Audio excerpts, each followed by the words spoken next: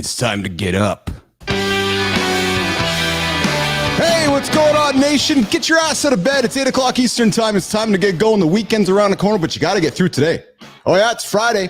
Mornings in the lab. Keith Billis over there is Marty. Over there's Johnny. Over there's producer Flynn. And we got a guest today, Peter Lazoski, the radio guy. Joining me, Mornings in the lab, coming to you all the way from not sunny Manitoba, Canada. And of course, we're here to do the Creator Spotlight at the 55, 57-minute mark. So I invite you to tune in for the whole show. We're coming a little bit later. And tune in for who we are going to surprise today at the 55-minute mark. We like to take the big old light and shine it on somebody and have some fun here this morning. Of course, we're going to dig into, if we have time, we're going to dig into some Arnold stuff. We're going to talk about something we made a little bit of an announcement on yesterday.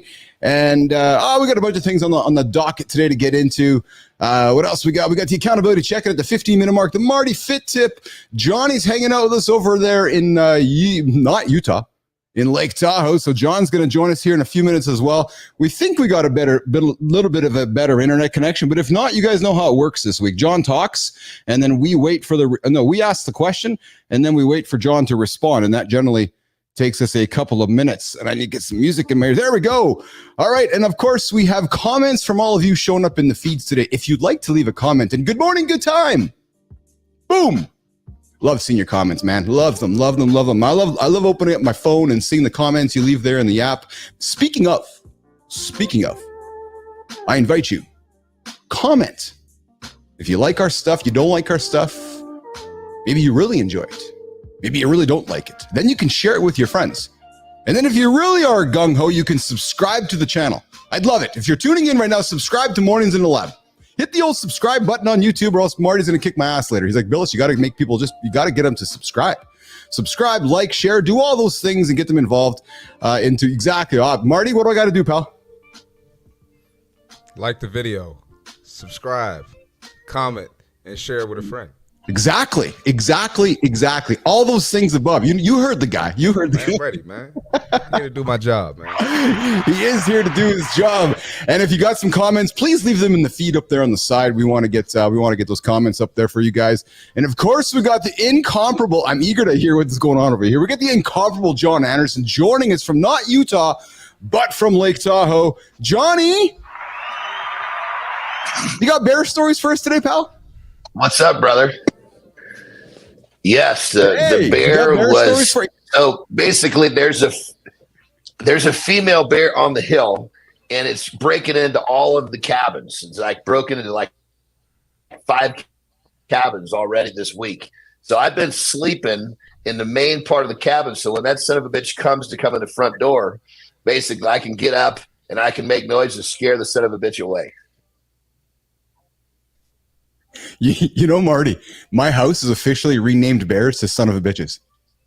Yeah, we don't have bears in this house anymore. It's just, that son of a bitch over there. Oh, you mean the bear dad? Yeah. Oh, yeah. That's exactly what it is. So I saw some deer when I was there. Well, I wonder if Johnny would rename deer something else, because he's renamed the bear habitat in Tahoe the son of a bitch. So that's the new name of the bear in Lake Tahoe. Johnny.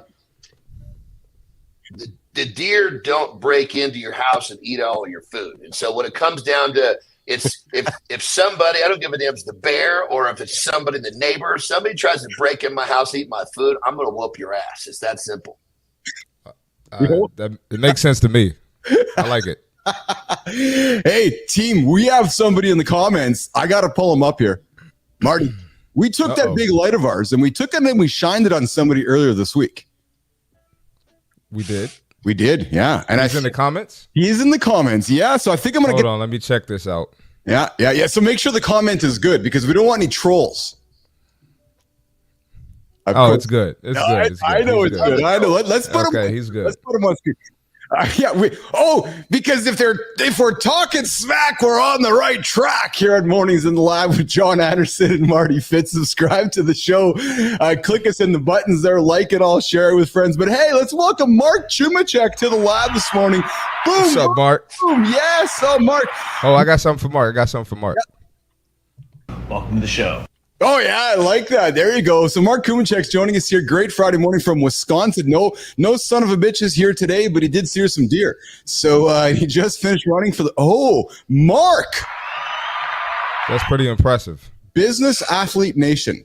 That's you know, impressive. Here in the lab, we build business athletes. We help you guys get your day started at 8 o'clock Eastern time. We help you move forward. We help you with habit stacking with Johnny Anderson. We help you with personal branding with Christina Flynn. We help you with those fitness lifestyle with Marty Fit. And of course, I'll give you some business tips and social media tips from my side of things. But Mark Chumachek, the guy's ran for 489 days straight. So that means he did it on Christmas and New Year's and didn't Marty, skip that. Why would he do that? Like, don't people just take days off? Nah, he must be crazy or something. Like something must be wrong with him. Yeah. You're drinking the wrong Kool-Aid, man. You got to get out of here, pal. You got to take days off. Weird. No, he's just weird. You're weird, man. Yeah, you're just drinking the wrong. Johnny, what's he doing, man? John, he's not taking any days off, John. He's going all the time, Johnny. I love this streak. The streak of, literally, when you commit to doing something every day, that's when you're going to get good. Check this out. I have not missed a scheduled week of training in 1,820 weeks.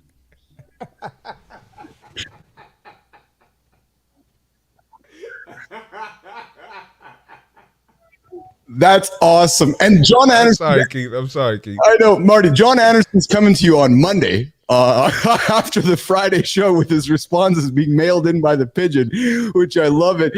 Good times coming in with get some bear. Yeah, Johnny, get some bear spray. Motion active. Oh, there you go. You can get a motion activated sprinkler and you can throw some bear spray into it and you can just spray them away, John Anderson. We got Real Deal joining us as well here. Oh, what do you got?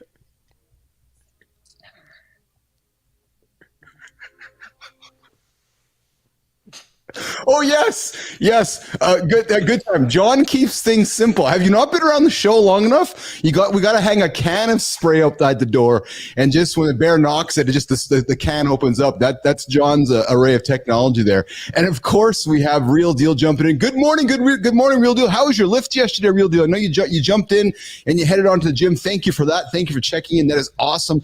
What do you got going on in the gym today? I hope you got a lift going on today. Good time, Mark. Yes, there we go. Good time saluting you, Mark. That's awesome.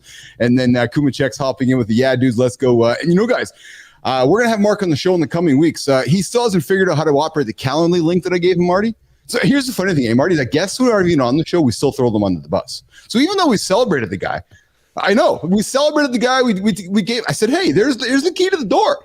And I'm still waiting for him to walk in. So maybe Chumachek will show up. I don't know, Marty. I'm not sure. He might come. He might not. Who knows? He might just want to, be in comments. He might not want to be on the show and tell a story. Perhaps. That doesn't make him a bad person. We're not saying he's a bad person. No, because he ran for 489 days straight. Yeah. Do you think he'll hit 500?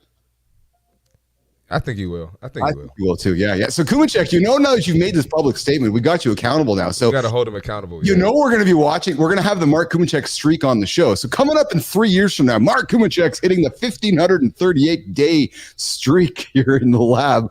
And I'm going to head over to the horizontal feed because I suspect there's somebody there waiting for us who I love welcoming all the time. Good morning, future. Yes. Good to have you here, pal. And you know what, Enzo, I got to be honest with you, pal. I went to bed last night stressing about you. Yeah.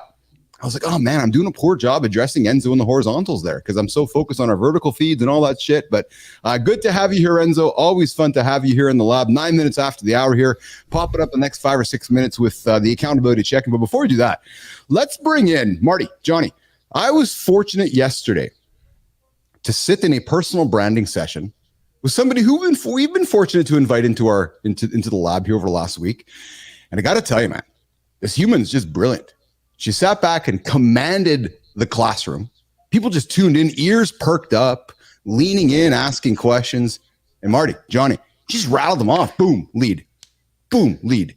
Boom, lead. She just led the group. So by the end of the session, I'm like, holy smokes, we are fortunate to have this human, Christina Flynn, hanging out with us here in the lab. There you go. Good job yesterday, producer Flynn, on that personal branding workshop you did yesterday for all those folks that showed up. Awesome freaking job. If you missed that, I invite you to go to Flynn's profile on LinkedIn. I believe it's there in yesterday's feed, but I invite you to check it out. She knows what she's talking about, or else she wouldn't be working with us. But check out what she's talking about, personal branding. She'll help you get to the next stage. Go knock on Christina's door. But how you doing, Christina? Good. Still feeling good from yesterday. I'm a little shocked it took you to attend my workshop for you to see my value, but I'm glad that you attended them, because otherwise I'd still be working at that. But here we are. We're just moving ahead.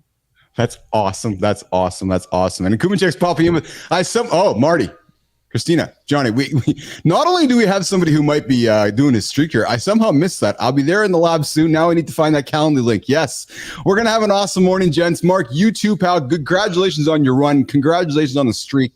That's what we love to see here in the lab. Keep it going, brother. That is spectacular. And Good Time.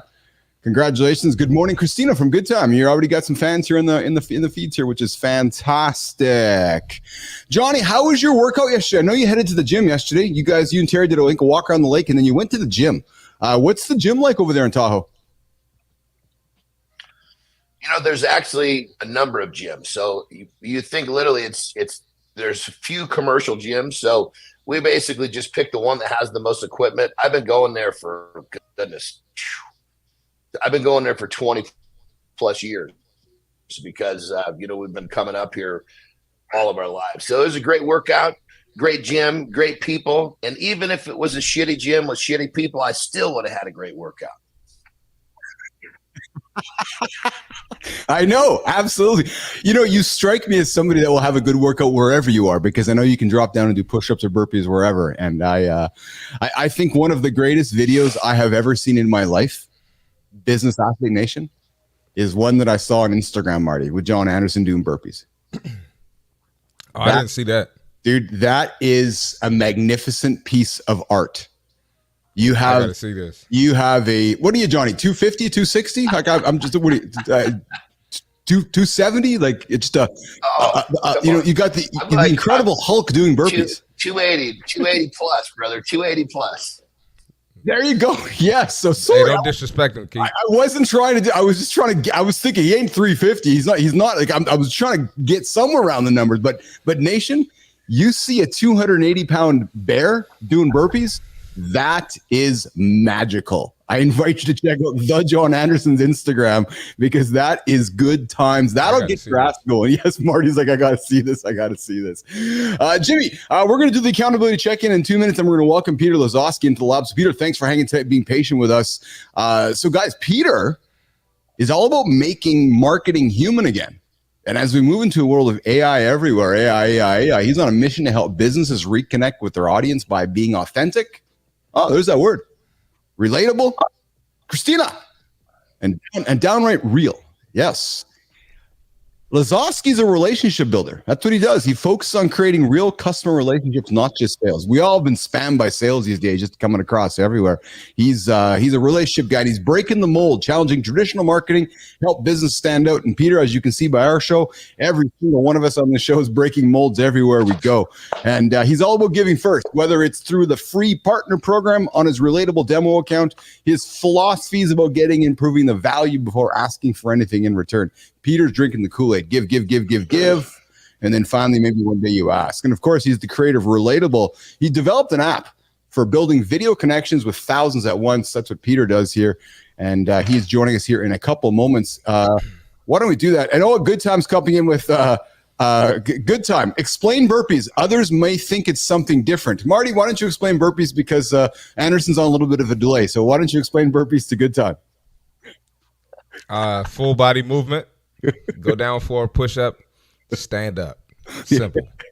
Get down, get back up. Your chest needs to hit the ground and you get up. Burpee definitions through the audio. Christopher Simple. Martin. Oh my goodness, that was Good Times. Johnny, did he do a good job explaining that? I think that'll do. And bottom line is, get your butt to the ground and get your butt back to your feet. That's a burpee. That's the burpee. That's the burpee. Oh my goodness. That's the burpee explanation here this morning in the lab.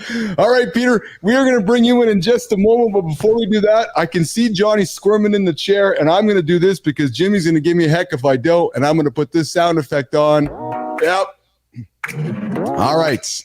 Lazoski, you're coming up next, man. Get ready. Okay. No good time. The burpee has nothing to do with food. It's about getting your ass to the ground, as Anderson would say. All right. Hey, Business Athlete Nation, do you sometimes wonder if it's all worth it? You know, chasing the big audacious goal. Of course it is. But only I will ask you, or only I will suggest to you if those priorities are aligned. Your health, close relationships, that's your foundation. If you neglect them, you're going to fail hard before you reach that finish line. Because you know what? I've been there. Burnt out, disconnected, questioning everything. Looking around, wondering, what the hell am I doing? The moral of the story on this Friday, Business Athlete Nation, if you don't take care of your mind, your body, and the people around you,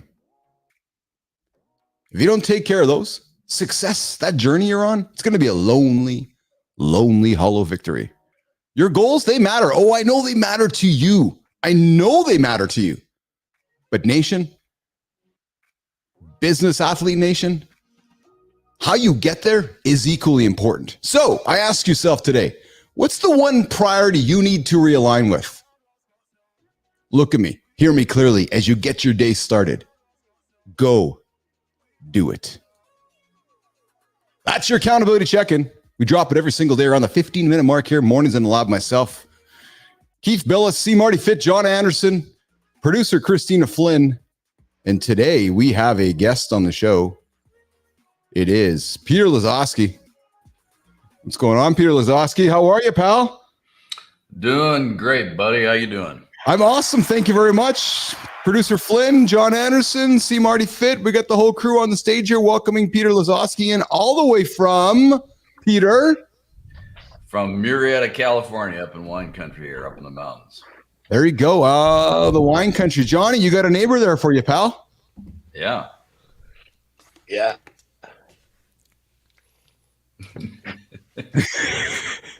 But I see you got your San Diego State on. That's awesome, man.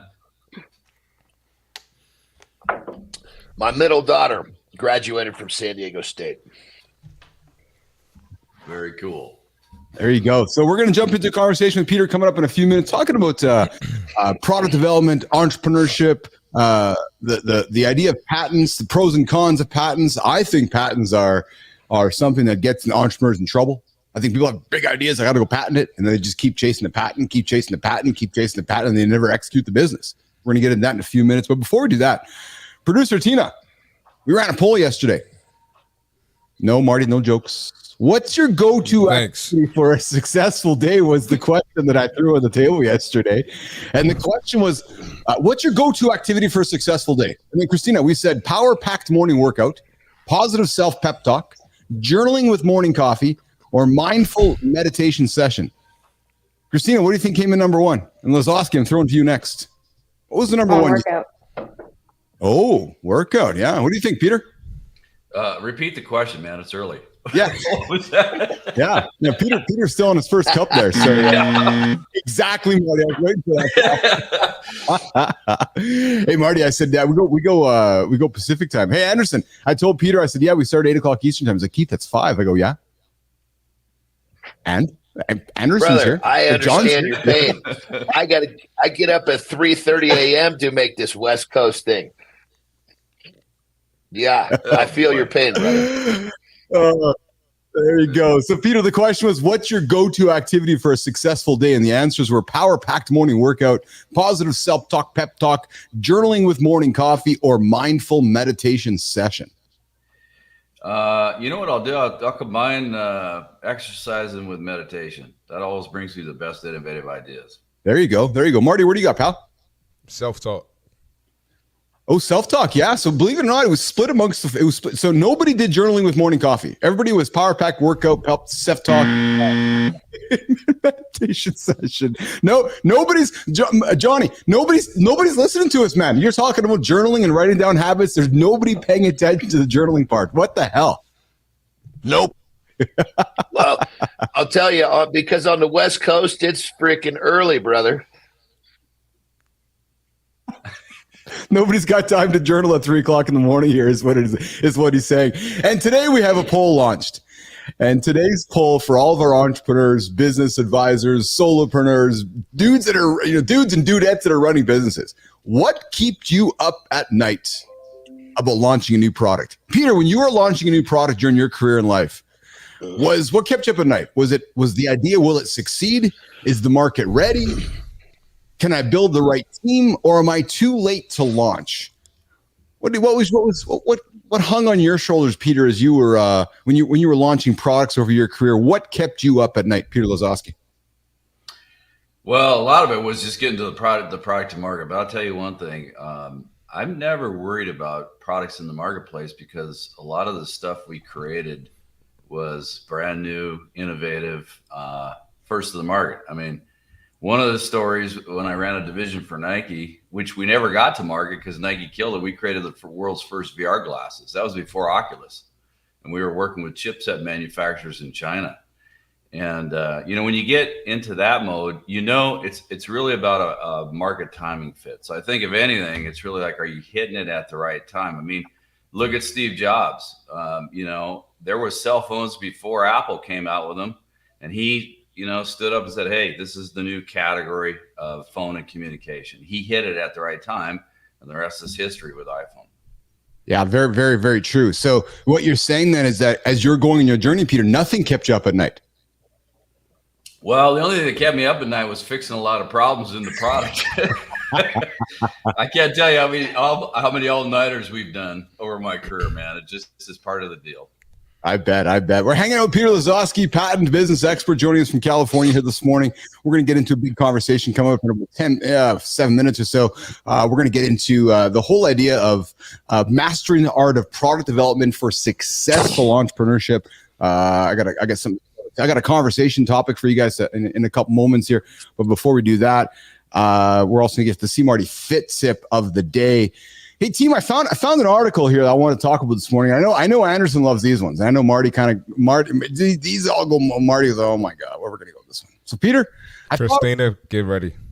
Peter, I got a great topic because I saw you on the show today. I was like, oh, you know what? I think this topic is great for all of us people on the show today. So, did you know that sex fasting can supercharge your relationship, as experts reveal 3 benefits of less intimacy? Peter Lazoski. I tell you what, sex fasting makes for great innovation too.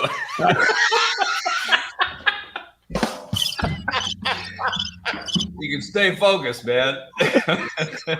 The sex fast trend is popularizing the benefits of having less sex with your partner, and intimacy experts have shared, John Anderson, why saying no to sex can paradoxically supercharge your relationship. Listen, family life is hectic, time consuming, everything's going on. A fact that often your relationship is, sometimes struggling.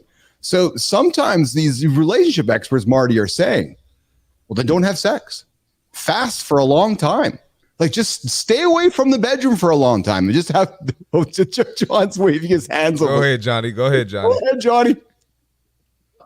This is completely false information. You don't hit it quick. Get the job done. Everybody's happy. You don't have, if you got shit to do, just a quickie.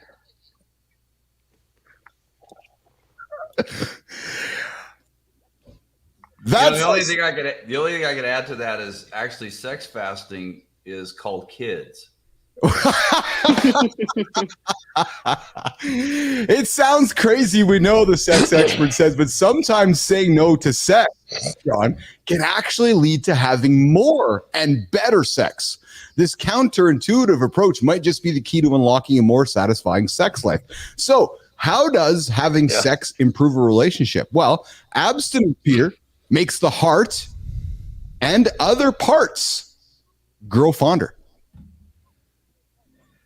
Well, I can only come at it from a neuroscience standpoint because I have a background in that. But I'll tell you what, sex releases oxytocin in the brain. Oxytocin is the love hormone, and it creates a lot of connection. So having sex is a good thing if you want to have a healthy relationship from a brain standpoint. This is true. This is true. And then the other benefit. Here, no, I'm sorry. I got to jump in here. If you're following this advice and it's working, you got to get your partner up to speed. It's partner related. If you two are on the same page, this should be nothing but a benefit to your life.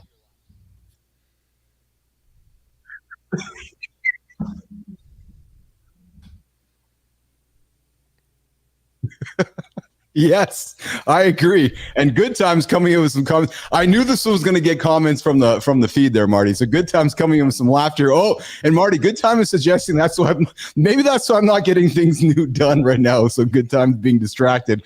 And Lotus Flowers popping in with nope. What's the point of having this? Nope. Significant other, see Marty Fit, where's your buzzer? You need it right now. And of course, Good Time is put it on the to-do list there, Johnny. Yeah, Johnny, you got to habit stack it. Is that John? So if we come to personal John Anderson coaching, is that part of the habit stacking list? If you're not getting regular ass, hell yes, we're going to habit stack that.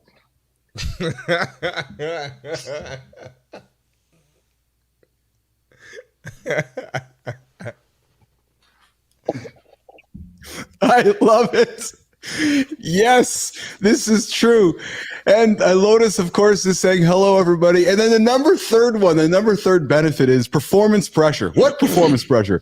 Knowing sex is off the table can actually be a relief. It removes the pressure to perform and allows you to enjoy being close to your partner. All right, so listen, old Uncle Keith. Exactly, Marty. Old Uncle Keith's going to comment on this. Just one little thing.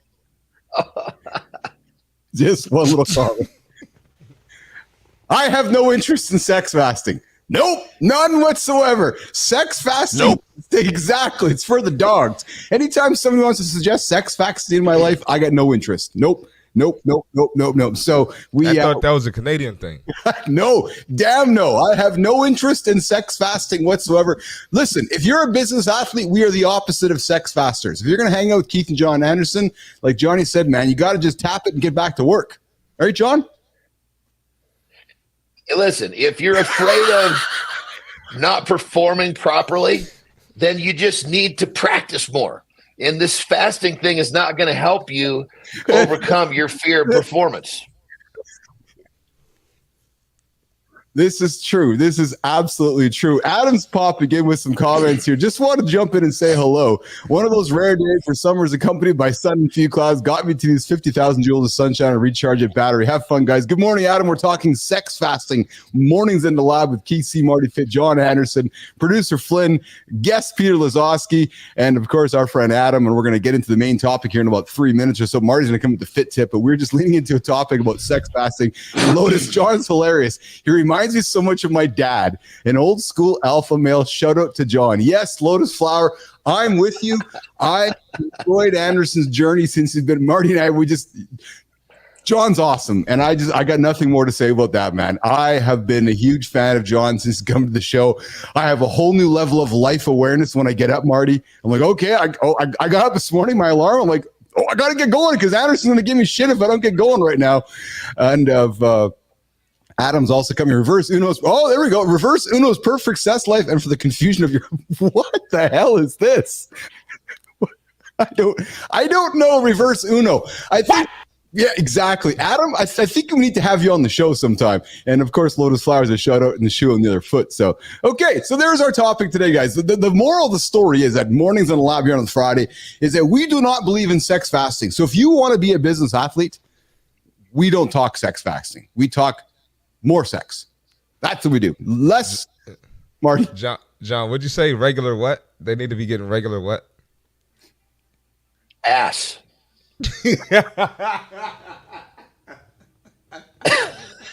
Business athletes, you need to be getting regular ass here on the show. Hey, Marty, this is the best Friday show for me to go to my big business meeting this afternoon. Yeah. Hey, Mr. Investor Partner, do you want to tune into my morning show today? Because it was a good one. Maybe not this episode. Show a different episode. Tina's like, this is 5 days in. Is this really what I signed up for? Poor Christina. She doesn't know what she got into. She's like, why did I say yes to this? Oh, I know. All right, bottom of the hour. It's 8:30 Eastern time. You're hanging out with Chris, Keith, John, Peter, and of course, Christina with a K here. Mornings in the Lab. Like the channel, subscribe to the channel, share with your friends. Come have some fun. Listen, we don't take ourselves too seriously. We get up to help you guys get your day started. That is our purpose, our mission here in the lab. So what we're going to do, Jimmy, is we're going to slow the pace down. We're going to bring up Marty Fit. He's going to give our nation something to think about from the fitness side of things. And then we're going to come back and have a discussion about kissing biceps with Marty Fit. I don't know about that, but okay. We're going to have the Marty Fit accountability check-in. And then, of course, we're going to come back to mastering the art of product development. And we're going to talk with Peter Lazoski and all of us. So let's do that. Let's do that, John, Jimmy. We're going to do this over here, that over there, that. Oops. All right, Marty, you're up, pal. All right, let's get it. We got the fitness tip for today. All right, when it comes to macronutrients, protein stands out as the most important. Here's why. Protein is the building block for everything in your body: muscles, bones, skin, and even your immune system. Unlike fats and carbs, which can be stored for later use, your body doesn't stockpile protein. That means you need a steady intake to keep everything running smoothly.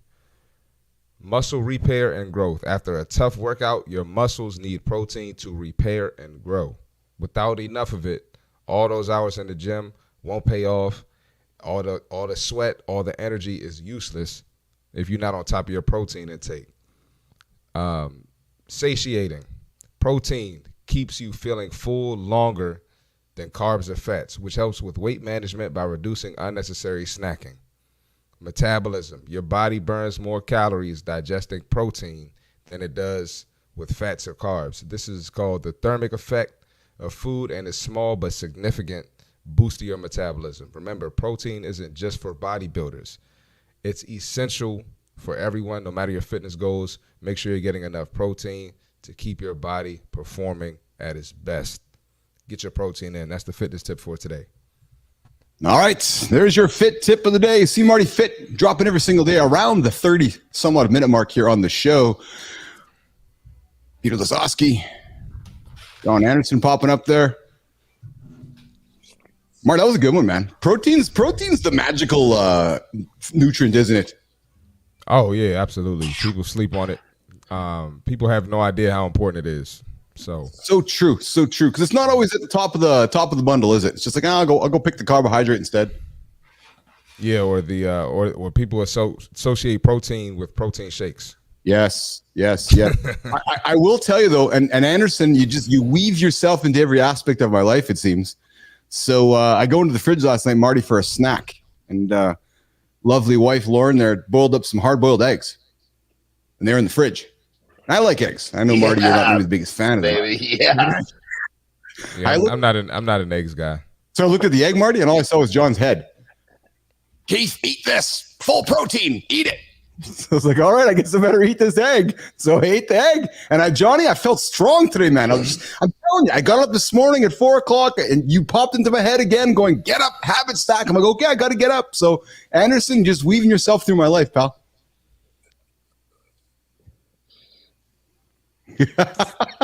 All right.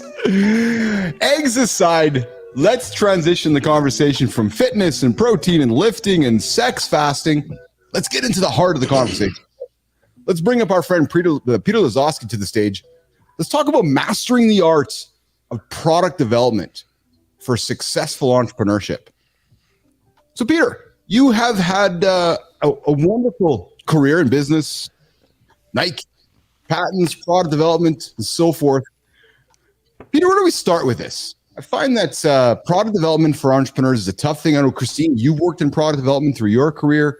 let's dig into the idea of product development, Peter, and the pros and cons, the challenges, and understanding the market needs and building a strong foundation, identifying the real market around product development.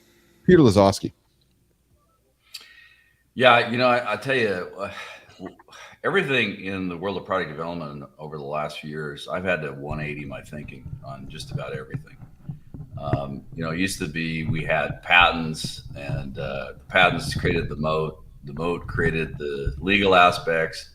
And if people infringed on patents, you sued the hell out of them. Well, it's just not that way anymore. The moat is not patents. The moat is human-to-human connections. But when we look at product development, or I look at product development, Keith, it's really, I look at mega trends out there, like what's happening in the world.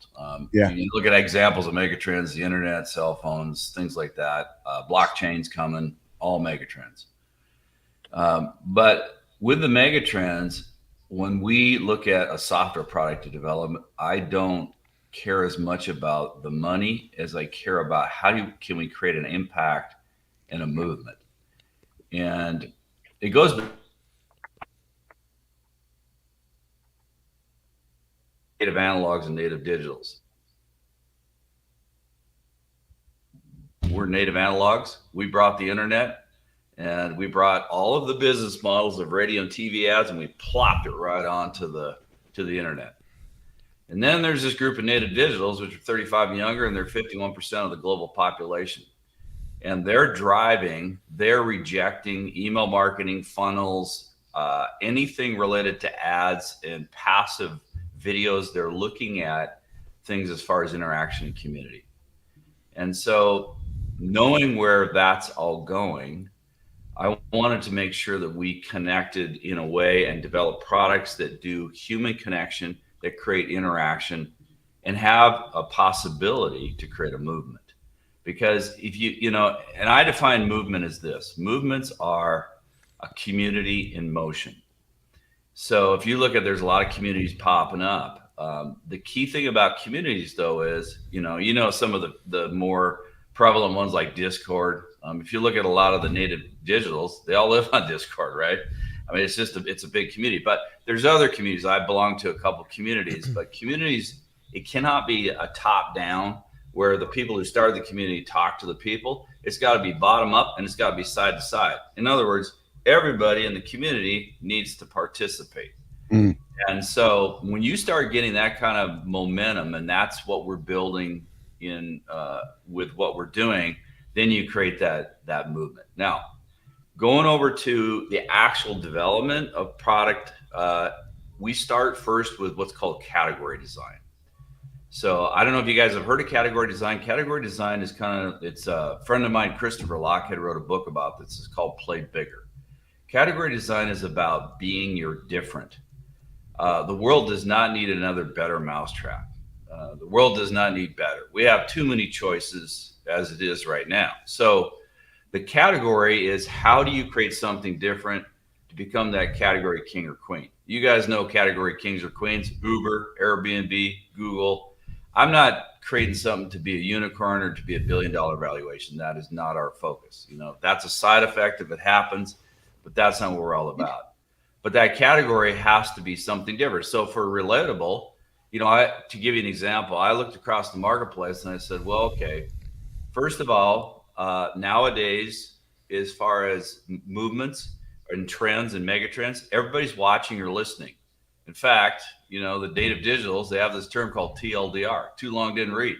Nobody's reading anymore. We're all watching video like this in live or in other fashions, and we're listening, podcasts, audio, right? So when I looked at that, I said, okay, that's great. But then I went out and I said, well, really, if we're going to develop a product that's going to actually have the possibility of creating relationships, building trust, nurturing, it's got to be video. Because, if you think about it, right, we're all here, we're talking on video, people are watching and things like that. It's a way, first, it builds familiarity. That's the first step. But it goes beyond just video. And, this is where, some of my opinions, people might not like them, but I don't agree with passive video. YouTube, TikTok, anything that's passive, because passive video, if you look at YouTube and TikTok, what are they? You're a set of eyeballs and an IP address to sell ads to. That's the way the business model is on the internet. But for us business owners, that doesn't help us. It doesn't help to bring them into our world so that we own the audience. If you go up to any social site, that's rented land. You don't own that audience. You have to get to the point where you can own your audience to start nurturing and building trust, right? So we looked at that and we said, well, okay, passive video is great, but passive video is like a monologue. What I want to create is a dialogue. I want to create interactive, engaging video that nurtures and builds trust and engages people, okay? So that was a big part of it. Now I went out, there's a lot of, as you guys probably seen, there's a lot of interactive video applications. There's about 25 companies out there. But if you look at relationships, and I thought about this, I thought, well, how do we develop relationships as humans? Well, we first start, if you guys all have a significant other, you start with awareness, connection, and engagement. And that's where social stops. You're on LinkedIn or wherever, they can engage, but that's about where the relationship stops. But relationships for humans go to nurture, build trust, respect. In business, it's affinity. In personal, it's intimacy. So I wanted to create something that would go further and actually build relationships. And so that's why we looked at that and we said, well, okay, if you look at these interactives, they're like funnels, right?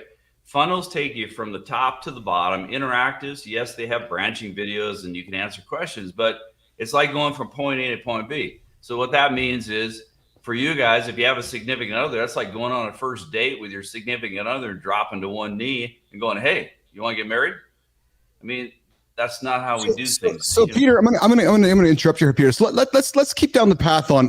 So I really want to keep us on the path of minimal. I just want to keep us in the direction here of our dialogue here, and I want to stay less away from relatable, more on keeping our audience on track with identifying market gaps and validating product ideas. So I really want to lean into continue the dialogue around, we got a fast show here. We got to keep going here. So let's dig into the idea of an MVP or minimal viable customer. So as you've gone through your journey in your career, let's lean into the idea of MVP or MVC.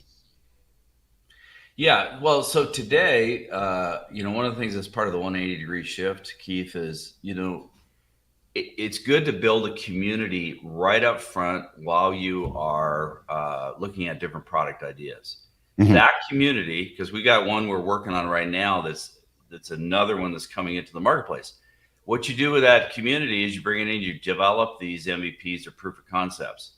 And that proof of concept is you're getting feedback from that community. About, okay, what do you think about it? What do you like about it? What do you dislike about it?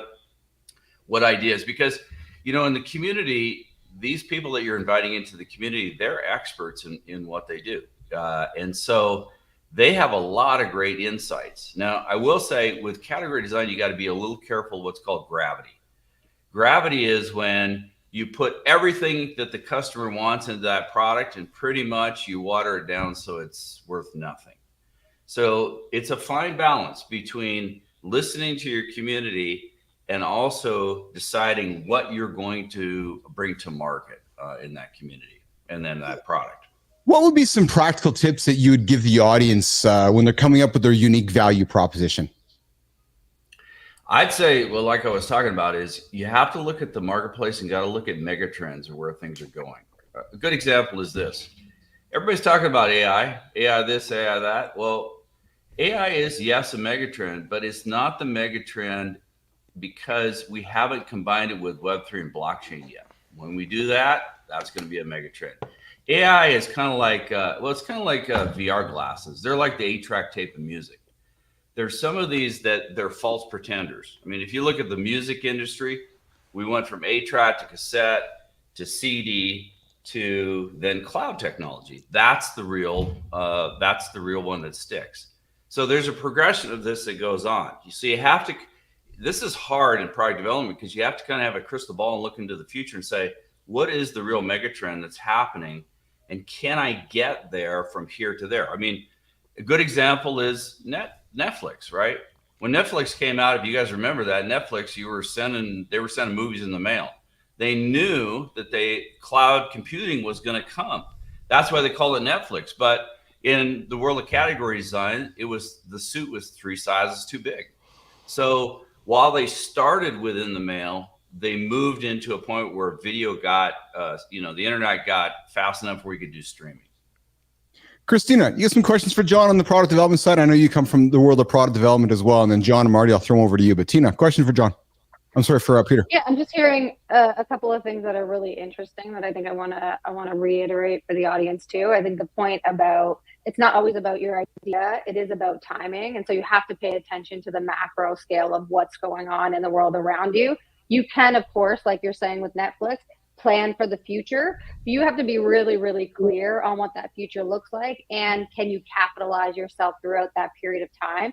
Can you monetize it so that you can stay on track for the 5-year, 10-year trend? So I think that's really important. The second I think about community is it reminds me of Greg Eisenberg's model is really focused on the framework of audience community product, ACP model. And so you build an audience based on that rented. So you go to social media, you look to build an audience, you drive them to the community, and the community, again, engagement is really necessary, but that's where they're going to give you the ideas for the products. And that's why you're going to start your MVP from a position of power versus a position of presumption. So you don't want to presume what people want. You want to be able to know that they actually want this, and these are the problems that they have. Mm-hmm. Well said, Christina. Marty, John, comments or questions for Peter? Yeah, I was going to say, it's great that ultimately having the ability to look into the future and kind of understand the trends and what's going to happen. I mean, that brings like a whole new element to, entrepreneurship and business. So I think this is great for people to hear that it's not just, okay, let's just find this idea and go. It's find this idea. Let's project a little bit. What do we think is going to happen, and keep that as part of our plan to maneuver into that sweet spot. Mm-hmm, mm-hmm. Marty. Peter said something interesting about the whole Netflix situation where they knew they were going to be streaming, I guess, using, cloud in the future, but they started off mailing DVDs to the house.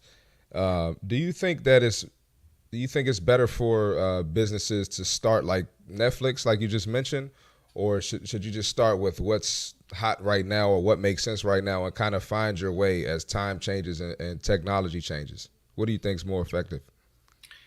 Well, I think to follow the Netflix model, Marty, is a good way to go. And that's the way we do it too, is if you're projecting out in the future and you say, okay, here's where we are now. I mean, look, here's what's going to happen in the future. Right now we have video and what we're doing with video, what you guys are doing with video. But hopefully in our lifetime, we're going to have hologramic technology where people that have passed away are going to come back into your room and be able to talk so you can talk to your grandma and grandpa.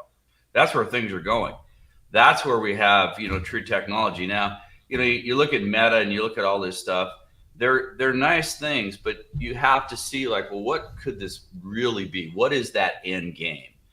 And you can't, obviously with hologramic, we can't get there now, but we can do things with what we have now and know that we, just like in the music industry, we can go from 8-track to cloud, know kind of what that progression is. Peter, talk about the struggle between the need to innovate when you're starting a business, building a product.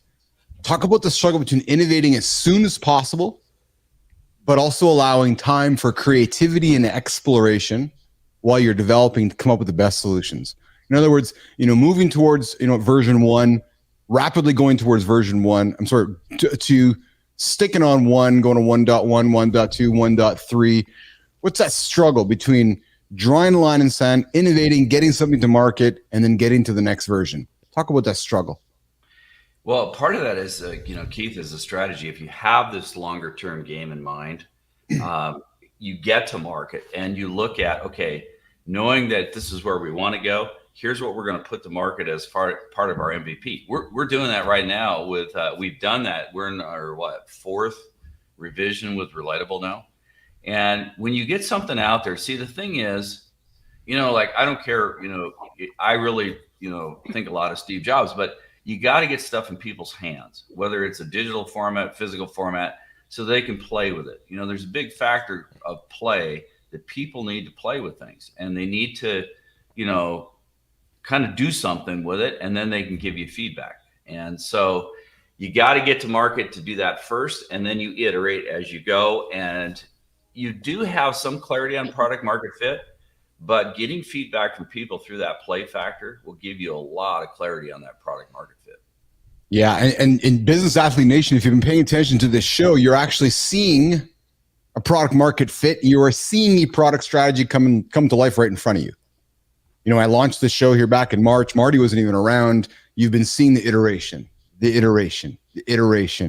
And, you know, we have been very slowly, but we're very much waking up today where we know where our product market fit is. Mornings in the Lab is a product. You are watching it be born right in front of your eyes. It's coming to life in front of your eyes. This afternoon, I got a meeting with somebody who's like, hey, I'm interested in your product. I want to learn more about your product. And we're learning the comments. We're learning from the comments and the feeds. We're learning from the feedback from all of you how to modify and continue to develop this product. But you know, there is that struggle of innovating. But the point is somebody asked me last week, Christina, on the show, hey, Keith, from the day you decided to start the show to when you started, how long did it take? I said 24 hours. We went. And then it was just innovating on the go, you know, allowing that time for creativity and exploration to come up along the way here. So listen, you're tuning in 51 minutes of the hour here. Mornings in the Lab with Keith, John, Marty, Christina, and our guest, Peter Lazoski. We're talking about mastering the art of product development for successful entrepreneurship. We're going to drop in here in a couple of minutes with the Creator Spotlight. But I want to start the conversation on the pros and cons of patenting. Peter, people build a product. Oh, I got to get it patented. And then it's this whole, they first of all, the humans, like, I got the greatest idea. I've invented the new mousetrap. Or I've invented the next light bulb. And then immediately they're sitting in their house and somewhere in the world, and they're all excited because they have the next greatest idea. And the first thing they think of is, I got to get a patent for it. And to your point, traditionally, patents protect everything. But from my experience, patents become the trap to not execute, because they're constantly chasing the patent. And the only person benefiting from the patent is the lawyers. Let's get into, before we break for the Creator Spotlight, let's start talking about the pros and cons of patenting your idea, Peter Lazoski. You teased it at the beginning here where the strategy has changed in 2024, but let's start talking about the pros and cons of patenting an idea. Peter Lazoski. Well, you know, that's where a lot of my view has changed on patents. You know, we used to do patents all the time, you know, whether it's hardware or software, but these days technology is moving so fast and there's so many companies. By the time you get a patent and by the time you want to protect it, somebody's figured out how to get around it and they're going to come after you. If you have a great idea and a great product to market, that's just the way it's going to be. So we don't look at patenting anymore. We look at how do we create fast and innovate fast and get to market fast and keep updating fast, and then, like I said, your moat has changed from the patent to the people. And I mean, look at it this way, guys. Here's a good example. You guys know Microsoft Office, right? It's been around for how many years? 20, 25 years? Do you know they make $500 million a month on Microsoft Office when you could go to Google or you can go to Open Apache and get it for free? Why? Because they built in a familiarity. They built in a basically kind of a quasi community with Microsoft Office. And that's why people keep using it at $9.99 a month. Mm-hmm. Mm-hmm. Interesting. Continue with that. Leave it there for a second. Well, so I guess the point I'm making is, you know, patents are great. You know, I got a few to my name, but the thing is, if you look at the way the world is today, and I know a lot of SaaS founders that I hang out with, we're not really concerned about getting patents. We're more concerned about creating that connection with other people that want to, you know, here's the thing, in a software world, now I've done hardware, firmware, but in my software company, there's three things. Number one, it's got to be intuitive. That thing has to be easy to use so people can get on and play with it and they get it and they understand it. Number two, it has to get you from point A to point B.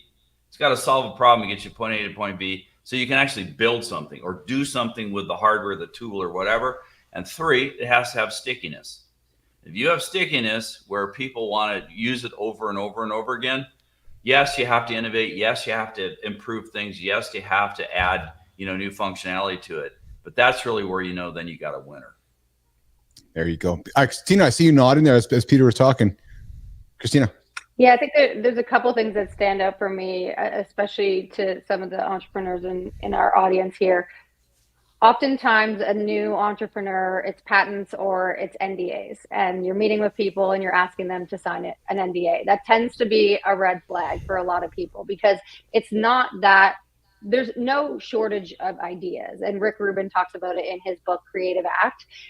It's difficult to bring a really good idea to market. Along with timing, the people that you're building with, the product that you're building, that's going to be what brings it to market. So don't hold so tightly onto that idea that you have. There's a lot of things that are going to change between the thesis that you have with that idea and the actual execution against it. And the other part is really just focusing on what I just said there. What you first go to market with, one, you won't be proud of it, and that's okay. They say if you proud of the first product that you actually put in market, you waited too long to release it. No, it's going to be shit, and that's okay. And know that your initial idea is likely not where the product will end up. It's going to change and iterate, so don't hold too tightly onto it, because you want to allow for that flexibility. You want to allow for the space for your community to tell you what they want versus what you think they want. That's awesome. Christina Flynn here, producer Flynn, dropping Rick Rubin quotes, one of the greatest producers of all time. And if y'all don't know who Rick Rubin is, you don't belong on our show. Nope, you don't, actually, because I would. Nope. Exactly. Or just go look him up and figure him out and then come back to us. Okay, so Flynn's like, say you can come back. And maybe I drew a little bit of a hard line around that. But Christina, I ran into Rick Rubin in the Miami airport a few years ago. I'm sitting there waiting for my flight. I see this dude walk out there, his shorts, his long beard, his hair, and his flip-flops. And I look up and I'm like, dude, Rick Rubin. He looks at me, smiles, he waves, or I go shook his hand, and I'm like this nerd little school kid, and he's like, you know who I am? I'm like, fuck yeah, I know who you are, dude. You're one of the greatest producers of all time, man. Like, come on. Let's put some BCs on. Let's put some Metallica on. Let's put some Eminem on. Oh, did I just talk about three of the greatest artists of all time? Metallica, Beastie Boys, Marshall Mathers, Rick Rubin. There you go. Enough said. Hey, coming up right now, Creator Spotlight in a minute. We're going to nominate somebody, put them on the stage. But we are talking with Peter Lazoski, producer Flynn, John Anderson, Keith Billis, Marty Fit, Mornings in the Lab. We drop 8 o'clock Eastern time right here on YouTube, LinkedIn, X, across all the platforms. And we are talking product development. And right now we're leaning into the reality of patents and common pitfalls in product development with Christina Flynn as well as Peter Lazoski. But guys, let's take the light, Marty. Let's take the light. Did Peter nominate this person? Peter did not nominate this person. No, I wasn't that organized with Peter this morning. So, and Uncle Keith will take the fault on that one here. So, Peter was, I got this thing organized. It was early in the morning, and I'm like, you know what? I got to get this on the stage here. So, but I did do, Marty, is I did lean into what I did tease before the show started. Got you. So I'm gonna. I was curious. I didn't know if it. Yeah. Typically, I get the guests to go, but Peter, I was a little bit late with getting organized, and it was early, and you were probably still sleeping when I was working out. I was like, you know what? I'm going to put this person on stage here, and this person was asking for it. So I'm like, all right, we're going to surprise this person. So, Business Athlete Nation, this time of the show, what we like to do is we like to take the big old light and shine it on somebody and celebrate them and celebrate the work they're doing and the content they're creating on LinkedIn. So today we are going to take the light and shine it on Mr. Jeffrey Roche. Hey, Roche, ask and you shall receive, my friend. Surprise, surprise. Boom. Jeffrey reached out this morning on my feed and said, hey, how do I become a nominated creator sport? All joking aside, we like to find awesome human beings that are putting great content out on the feed and bring them up to the show and celebrate them. And truthfully, Jeffrey knocked on my door and he's like, hey, how do I get on the show? And I was like, well, usually we nominate people, but today we're going to have some fun with you, Jeffrey Roche, and I am going to put you on stage and celebrate you. So who's Jeffrey Roche? He's the son of a nurse, Marty, leading with heart and purpose, inspiring and equipping leaders in the eds and med space. He's a workforce transformation specialist, Johnny, North American director, Siemens Healthineers, top leadership voice, and a doctoral student. Jeff leads organizations towards unprecedented growth by embedding a culture of belonging, community, and purpose-driven transformation. But I'll tell you what I really liked about Jeffrey when I leaned into Jeff as I got to know him this morning, getting the show ready, was that he's a heart leader. He leads with genuine connection, purposeful change. His mission is to lead with heart, blending empathy with innovation. And I know how much we like to stand on those words here, Marty. We love the word of empathy. We think it's the superpower for business athletes. So as I got to know Jeffrey through his About, he leads organizations towards unprecedented growth by embedding a culture of empathy, resilience, and purpose-driven transformation that transcends those traditional boundaries. Together, he helps organizations achieve milestones with that visionary approach that paves the way for sustainable success. What I also like that he said, because this is what we're here about on the show, guys, is that he's seeking conversation and professional collaboration with trendsetters, Peter, disruptors, and executives open to embracing change and solutions in healthcare. I took some reading here about Jeffrey. He's a great thought leader in the healthcare space. He's asking great questions. He's leading from a space of empathy. He's leading with heart. I could not invite you enough to go check out Jeffrey Roche. He is our creator spotlight here at Mornings in the Lab. And I love this, a post he made recently, Christina. To love oneself is the beginning of a lifelong romance. So I would encourage you to check out Jeffrey Roche, Mornings in the Lab, creator spotlight this morning here in the lab. You know, and I thought that I would take Jeffrey off the stage here before I made the joke about to love oneself, John Anderson, is just like we talked this morning about sex fasting. So if you're not having sex with your partner, loving oneself might be the next best thing to do if you're going to have a sex fast. Hey, John Anderson?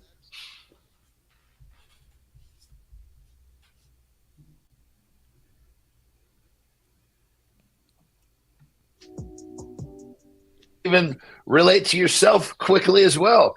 Bottom line is, don't sex fast, whether it's with yourself or your partner. Sex is healthy. Sex releases good brain chemicals, just like Peter said.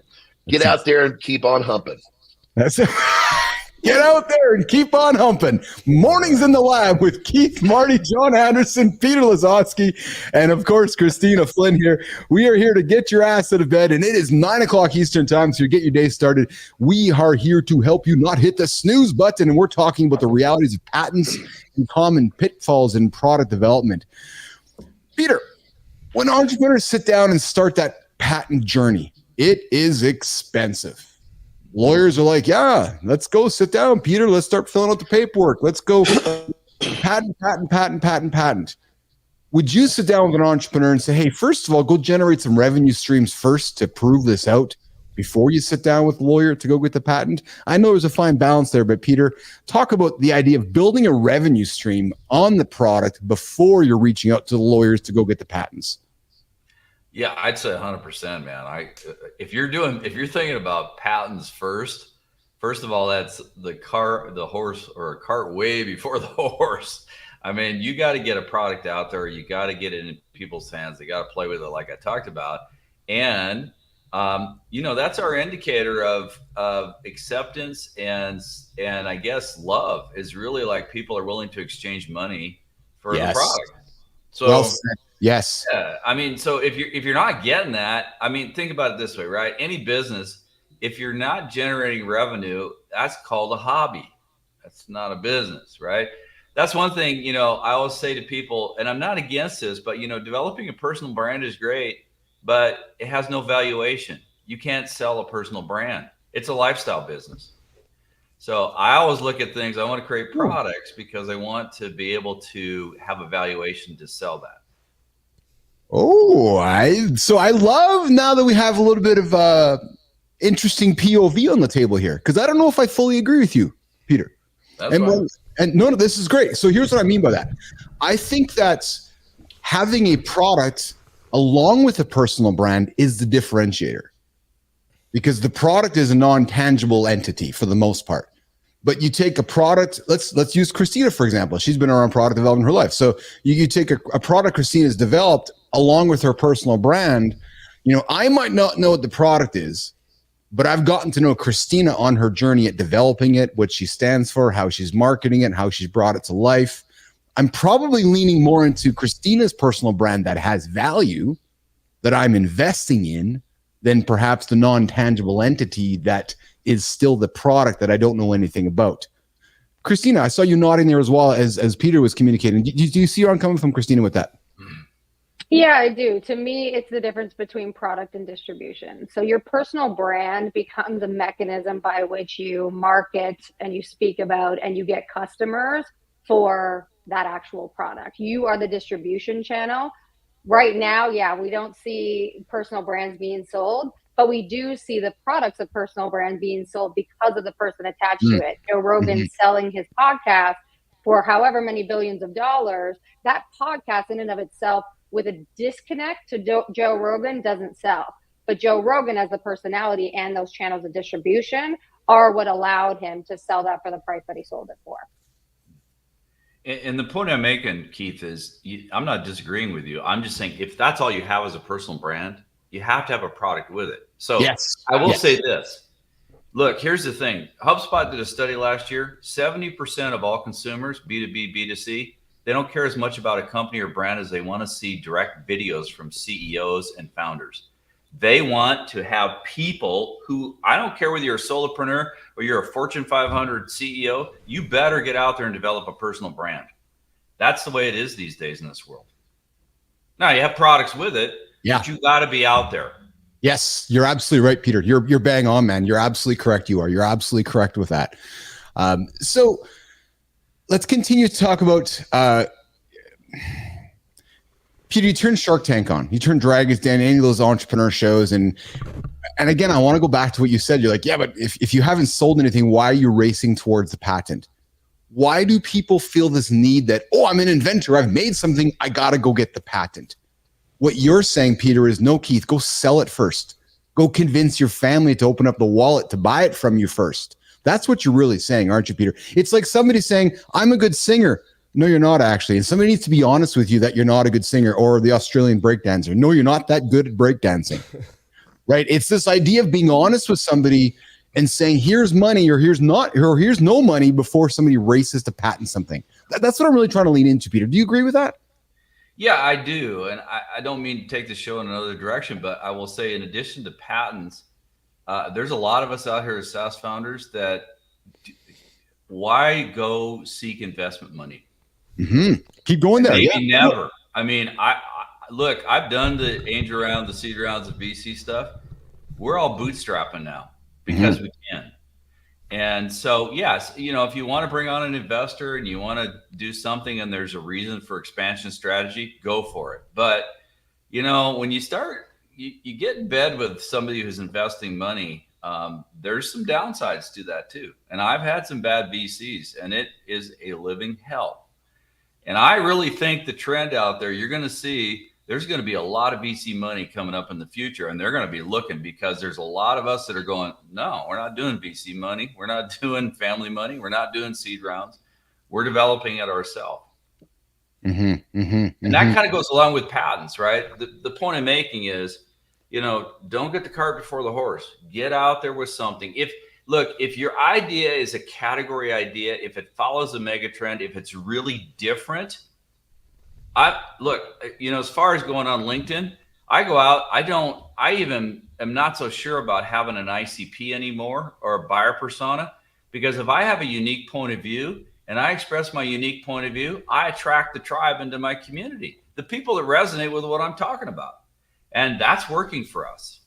So, a lot of these old models, these mental models that we have, I think are getting challenged by a lot of people.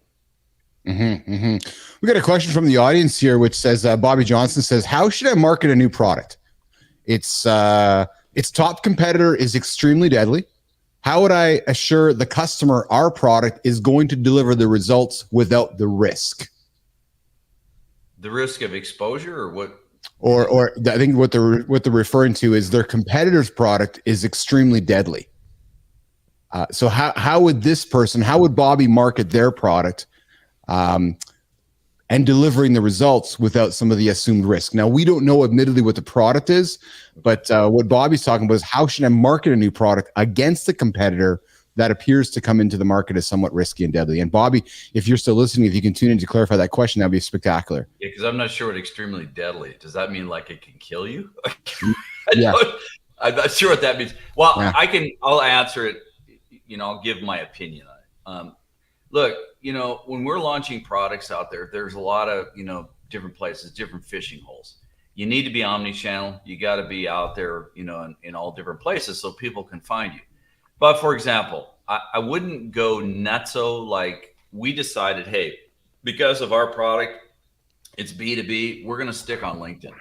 And we're gonna really grow a groundswell and develop the community and go to that fishing hole and find the people that resonate with us with our unique point of view. So in other words, right now we're not going over to Instagram, we're not going to TikTok. We may do that later on, but the thing is, if you do that, you water down your efforts. And we're a small band of pirates here. We're not, as a company, I'm not, we don't have 50 people, that are working for us. So I say focus on one area that you want to go, get your community up and running. It's not hard to do. There's School, there's Circle, there's Wilo, there's lots of places where you can bring people as a tool in the community. But then go to focus on one particular fishing hole, express that unique point of view and bring those people in and start that groundswell from the bottom up. Talk about using trade secrets and first mover advantages, like the alternative to patenting and protecting your product. So let's look at the contrarian side of things. So challenging some conventional wisdom, which is, okay, we're not going to patent. We're going to think about first mover advantage. We're going to get into the market quick. How can trade secrets protect competitive edge without the costs of patents? Peter? Well, a trade secret is another form of patent. I mean, if you're going to do that, but again, the problem with these things is that people are pretty smart out there, and the people that are going to want to compete with you, they're going to look at that and go, okay, here's where the holes are. We're just going to move around it and move forward. So, it's kind of like a bucket that has a few holes in it. The water's going to start leaking. Mm-hmm. So I don't, I'm not so concerned about the trade secrets or anything like that. Here's the thing. If you look at, the product adoption curve, you got 3% innovators, 14% early adopters, and then there's the chasm to jump to early Main Street. So in every product, like the one we're doing right now, if you go see my posts, I tell people right now, I said, we're not for everybody. We're looking for innovators and early adopters. Those people that see the vision, the risk takers, they want to go play with this thing and they want to have that first mover advantage. And those people exist out there. The laggards in the marketplace, they're going to look at our thing and go, it's not validated. I'm never going to use that. Well, it's like, that's fine. You're not a fit for us. And we're not a fit for them. Mm-hmm, mm-hmm. What about the myth of perfect timing? Launching early versus waiting for perfection. I know we're big believers here in the lab of just getting started. Let's go. Marty, let's go. Let's get to the gym. Johnny's like, let's get to the gym. Let's, habit stacking. Boom, boom, boom, boom, boom. Right? Talk about launching early versus waiting for perfection. The myth of perfect timing. Yesterday, actually, I'll lead into what I did yesterday. We've been working on some things here in the lab, and I didn't wait to build a website. I didn't wait to talk to Christina or John or Marty. I just wrote something up and published it and said, hey guys, here's on the market. They're like, what? Like, oh yeah, we're off to the market. We're selling this now, right? This myth of perfect timing, Peter. Lean into that with me. The myth of timing based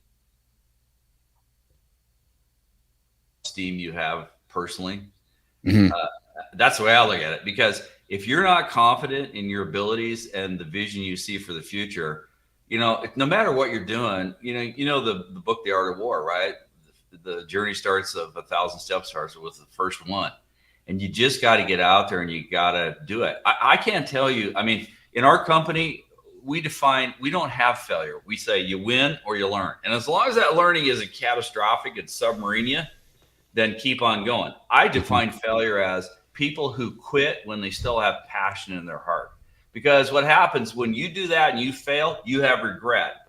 And I learned from my father before he passed away, don't have regrets. Yes. Yeah, exactly.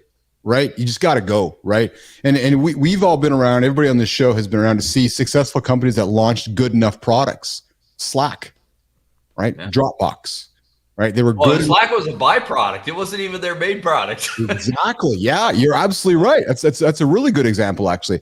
And we got Hoodlow jumping in here as well. Good morning, Hoodlow. Good to see you here. What's up, Hoodlow? We got a regular visitor here, a regular listener to the show. We've got a comment coming up here, guys. Good morning. I think the people B2B are also on Instagram, Facebook, TikTok are also riding the train bus too from working on the weekend or on the platform. So you need to hit all regardless of B2B. So Michael, I'll tell you right now, my friend, I don't agree with you there.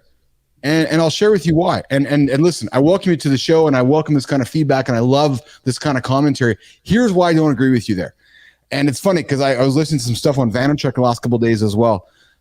The whole world is looking over there at TikTok. And all those kids on TikTok. All the wallets are on LinkedIn.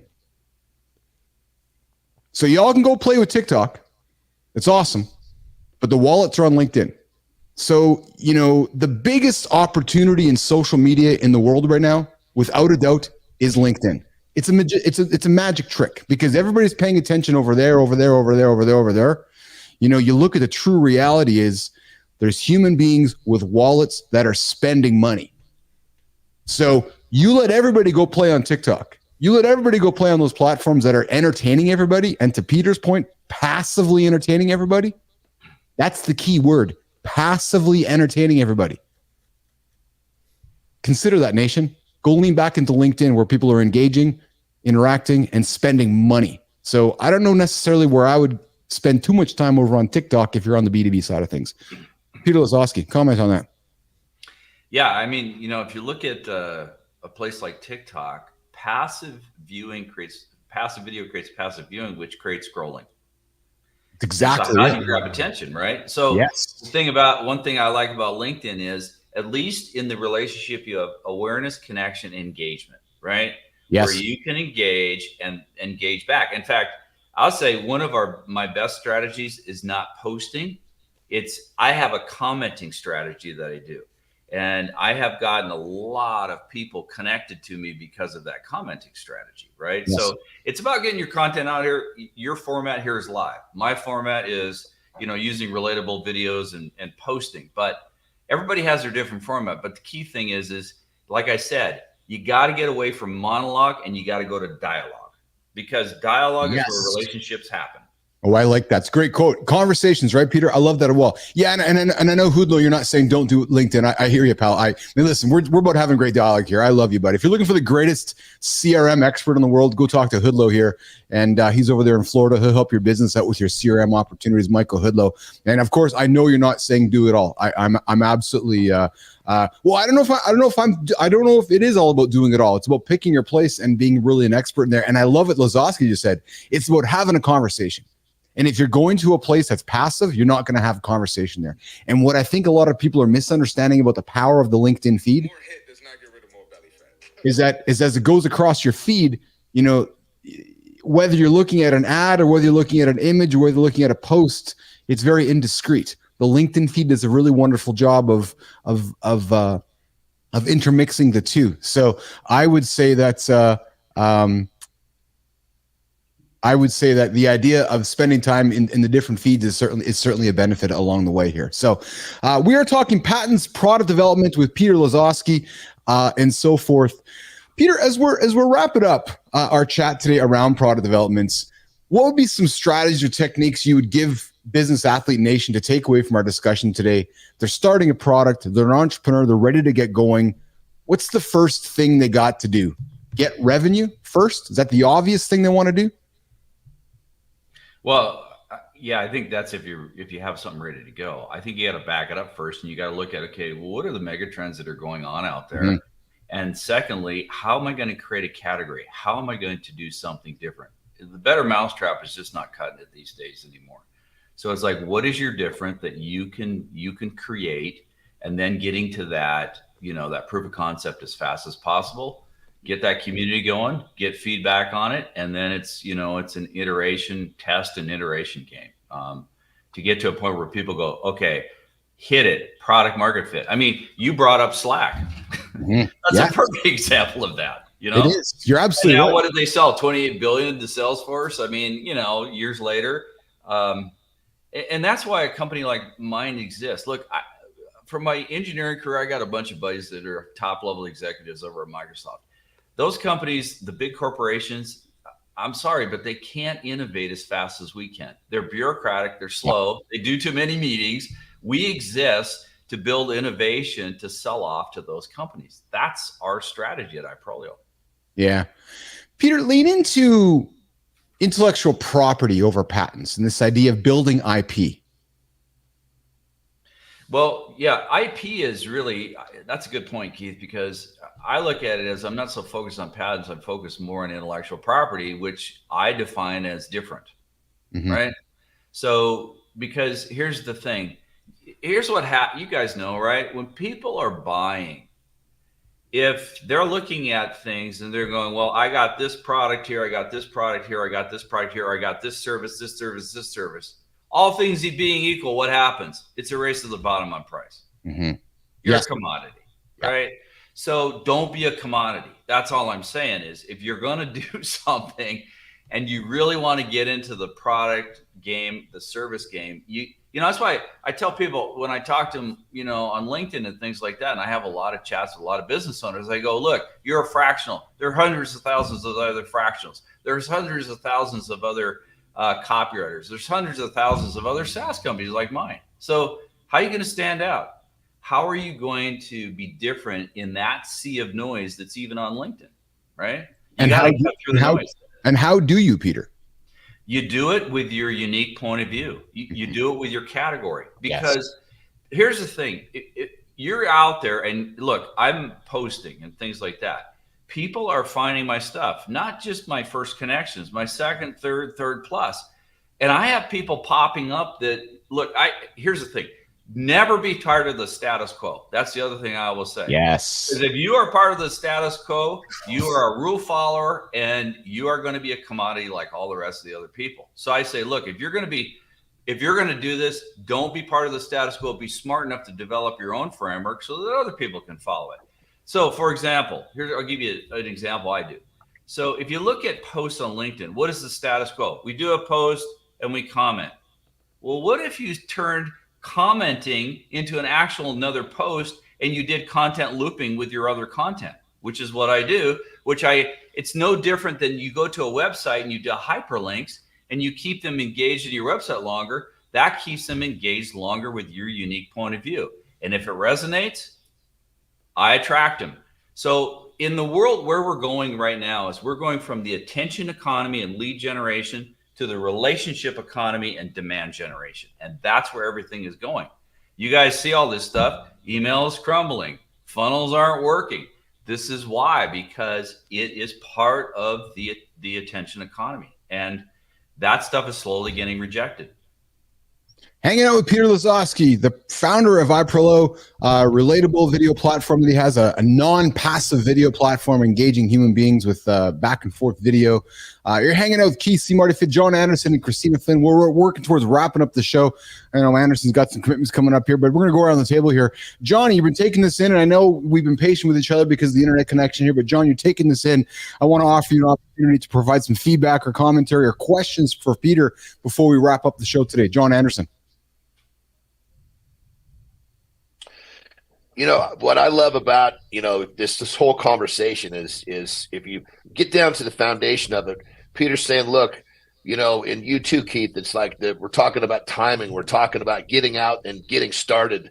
The idea of having to pursue a patent, it's almost like some sort of productive procrastination. Do the difficult shit. Get out there, start moving. And the patent is something that will come into place if it's even needed. Exactly right. Well said, Johnny. Well said. Well said. Marty. Peter, just curious, how old are you? I'm 63. 63, okay. First of all, you're a brilliant guy. You know a lot.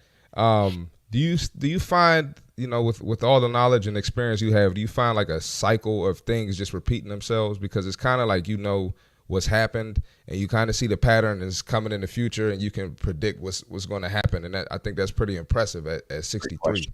Great question. Yeah, and Marty, to your point, here's the thing, right? You got all these technologies. I can make a case for actually that artificial intelligence is going to drive even more human-to-human connection, because there are things in this world that are timeless. There's one phrase that we always talk about in our marketing, and that is people do business with people they like, know, and trust. That is never going to change. I don't care how much AI you have, how much technology you have in the world. As long as we have humans, they're on this earth, that's how things are going to happen. So it has to be, everything we do has to be human centric. And that's, I guess, how I'd answer the question that you gave to me. I agree with you, Peter. And I think that's what we're seeing with the success with this show here, Peter, is that, as the world becomes more artificial, I'll use the word, we see more humans leaning into this live conversation. Like, oh, I can go have a live chat with John Anderson. Oh, I can go hang out with Keith right now or hang out with Marty. And we're seeing it in the numbers. We're seeing it every single day with the engagement, the numbers, the viewers. Humans, Peter, are craving this human connection. So I'm with you, pal. I want to add too, even with you two disagreeing or you just disagreeing with Hoodlow, the human connection and just the human interaction. I think that's different than watching a recorded session, No, you're absolutely right. And I love Michael Hoodlow. And and I'm a big fan of Peter Lazoski, but I'm a huge fan of having a dialogue. Just because we don't maybe agree on the color of the sun doesn't mean we have a conversation about it, right? I know Peter's got a great business. He's a great human being. Hoodlow's been doing some great work in the CRM space. Just because we have different points of view doesn't mean we can't have a conversation. So I'm with you there, Marty. And that's what we're trying to do on the show, right? Is welcome different points of view, have discussion, have debate. Peter's been around a few years younger than I have been, or a few years younger than Anderson's been. So it's like, okay, let's lean into some of the things he has to say because he's got some knowledge that we want to lean into, right? So even if we don't agree, Nation, let's come and have a conversation here because that's what we're trying to do. Peter, some great stuff, man. And JT is, yes, I'm going to leave that there. Christina, let's come to you before we throw to Peter for the final words here because I know Johnny's got to go as well. Christina, what are you taking out of the chat today with Peter Lazoski? I think it's really just a matter of the perfection point, right? Like if you're looking to build a product, it's not going to be perfect. It'll never be perfect. It won't end up the way that you start with it. And so have those really clear ideas, have a clear thesis of what you want to try to validate or invalidate. But the important part is get it into market before it's perfect, before you define it as perfect or anyone else does. Yes. You may not be proud of it. It may look ugly as hell, but people can still use it. And as long as they can still use it, you're going to get data and feedback on that. Great closing comments, Christina. Peter Lazoski, closing words from you. How can Nation find you? I know we can find you on LinkedIn, but some final comments from you about product development, patenting. What's something you really want to make sure that Business Athlete Nation knows about you in our conversation today before we wrap it up, pal? Just the final thing, based on everything we talked about today is in our world with all the tech we have and all these channels and what you guys are doing, going back to, what Marty was saying, what you're saying, Keith, John, and Christina, in my opinion, passive and monologue creates disconnect and creates problems in this world. You look at social media, there's a lot of downsides of social media too. That's why I think being human, having a dialogue, digital human, human to human connection, no matter what technology is where it's at. So, if people want to find me on LinkedIn, just go look up my name and they want to connect with me there. That's cool. We can have a dialogue. That's really what it's all about. Yeah, it's really about having a dialogue. And that's what we do here in the Morning Nation. Mornings in the Lab, Keith Billis, Marty Fit, John Anderson, and producer Christina Flynn. We go Monday to Friday, 8 o'clock Eastern time. Like the show, comment on the show, subscribe to the show, share it with your friends. All those things that you need to do to keep us going every single week. We're going to be back here on Monday with some more conversations at the table. Peter, you can find Peter on LinkedIn. Relatable. Is it relatable.io, Peter, or relatable.com? It's home.relatable.pro is our website. There you go. Home.relatable.pro will find the product that Peter Lazoski's created, a SaaS company there. Great interactive video product that is not passive. So I invite you to check that out. Peter, will you come back and hang out with us again, my friend? Oh man, for sure. This was a blast. I had a good time with you guys. That's good. That's good. And just for those of you that know, Peter runs a radio show over there in Western United States. Peter, plug the radio show, man. Yeah, it's a show I've had for 16 years. It's Home Matters. It's a home lifestyle show. I kind of do it as a tribute to my dad. He passed away in 2002. But the whole background, just real quick, is I grew up building houses. I know all the trades. He taught me, nice. How to do all that stuff. So that's what it's about. That's awesome. That's awesome. That's awesome. All right. So, Peter, I'm going to put you in the green room for a quick second. I'm going to hang out with my team here and say goodbye, and then we're going to come back and walk you out, okay? Sounds good. Hang tight, pal. All right. So there goes Peter Lazoski. We got him in the green room, Marty. Jimmy, let's put Peter back there. Boom. Okay. Christina, Jimmy, Marty, Johnny, the week's wrapping up. It's been a good week. Flynn, how's your first week been on the crew? A journey. I did not know what to expect, and I still don't really know what I got, but I had a lot of fun, so I'm excited.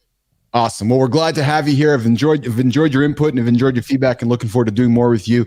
And those we're gonna be leaning into more with Christina Flynn next week, talking about her role and so forth. So I invite you to check in next week. Johnny, I know you got a rock and roll, pal. What do you got on the agenda? What do you got on the agenda today, bud? Oh man, we're gonna going to the gym, gonna go enjoy the woods, because being in nature is like, it's good for the soul. It's like a recharge of the battery. So we are enjoying our time up here. We're gonna be here for one more week. So Marty, that means you got one more week of knowing that I can't get by. You can take your shot at me and I can't get back at you. So you got one more week to enjoy this, because when I get back to where I'm real time, look out, baby. Look out. I know. He's going to get me back. John's going to get me back. Marty, that Monday, two Mondays from now, man, I don't know. Man. I know. You and me both. I'm like, okay. I'm gonna buy a bulletproof vest for that day, Marty. I'll send one to you too. Please. Marty, what do you got going on today, pal? I got leg day. Nice. We got a podcast later. Nice. Do some laundry. Do some work. Awesome. Busy day. Busy Friday. Go find C. Marty's podcast on YouTube later today. Go find C. Marty Fit. Got an awesome, entertaining, fun podcast. I invite you guys to check that out. Flynn, what you got going on today? I'm prepping for my baby girl's birthday party tomorrow. She's turning 5, and we got a bunch of people coming, so it's in the prep. That's awesome. Awesome. Yeah. Happy birthday, Bray, right? Mm-hmm. Yeah. Happy birthday, Bray. Awesome. Happy birthday, Bray. Happy birthday, kid. You have yourself a good weekend. Nation, have a great weekend. Mark Chumachek, thanks for jumping in, pal. And all of you that jumped into the show today. Lotus Flower, JT, Real Good Time, Michael Hoodlow, Bobby Johnston. We got a bunch of folks that have popped in today, and I'm really, really grateful for that. Enzo, of course, and anybody in the horizontal stream. I appreciate you guys all coming into the show and giving commentary and feedback. And me, I am off to a big business meeting this afternoon as we build this airplane in front of you guys as we're flying it. That meeting, well, we'll see what happens. So I'm going to get out of here, and I got to run today. It's Friday. I'm not looking forward to it, but it's what we got to do. We run towards what we hate, right? That's what we do here, Business Athlete Nation. So I'm going to get out. I'm going to hit that button and say goodbye. Anderson, Fit, Christina, everybody else, we'll see you guys later. And Lazoski, we're going to come say goodbye to you in the green room, okay? See you guys later. Have a great weekend, everybody.